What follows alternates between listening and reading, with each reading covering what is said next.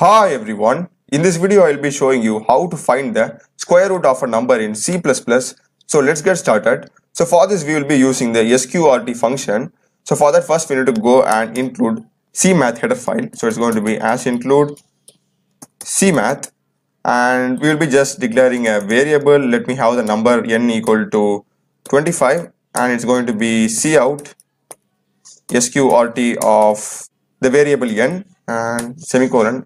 Save it, run it now. So here you can see I've got the output as 5. So let me just go with a non-square number. So I will go with 30. Yeah. So if I compare run it, I think we'll be getting in some decimal form. Yeah, I'm getting 5.477. So this is how you do it, and I hope you have found this video useful. I've also run many other tutorials in C, C++, Java, Python, Node.js, React.js, MongoDB, MySQL. So do check other videos of my channel. Subscribe me. Thanks for watching.